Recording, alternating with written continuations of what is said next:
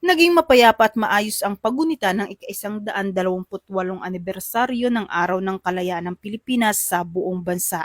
Ayon sa Philippine National Police, walang naitalang malalaking insidente sa mga opisyal na aktibidad, pagtitipon at mga pagdiriwang kaugnay ng mahalagang okasyon. Mahigit 90,000 PNP personnel ang ipinakalat sa iba't ibang bahagi ng bansa upang tumulong sa pagpapanatili ng kaayusan at seguridad sa mga pangunahing venues, transportation hubs at mga lugar na dinayo ng publiko.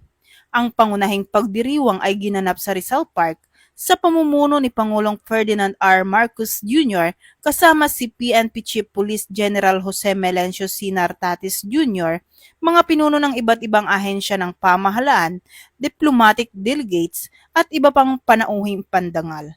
Kasabay nito, nagsagawa rin ng mga flag raising at iba pang aktibidad ang mga police regional offices, provincial police offices, city at municipal police station sa buong bansa bilang pagpupugay sa kalayaan ng Pilipinas. Ayon sa PNP Command Center, kabuang 24 na peaceful public assemblies ang namonitor sa iba't ibang rehiyon ng bansa, kabilang ang Metro Manila na dinaluhan ng tinatayang 1,839 katao. Lahat ng mga aktibidad ay natapos ng mapayapa, kung saan ang huling na monitor na pagtitipon ay nagtapos dakong 9:00 ng gabi. Pinasalamatan din ni Police General Nartates ang mga pulis, partner agencies, local government units, mga voluntaryo at ang publiko sa kanilang kooperasyon upang maging ligtas at maayos ang pagdiriwang.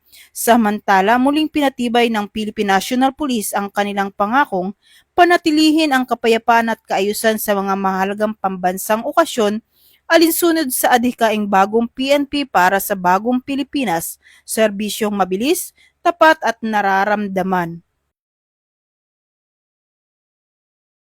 Mula dito sa Campo Crame, ako ang inyong PNN correspondent, Patroluman Dara Palogni, alagad ng batas, tagataguyod ng balitang pulis. Bagong PNP para sa bagong Pilipinas, serbisyong mabilis, tapat at nararamdaman.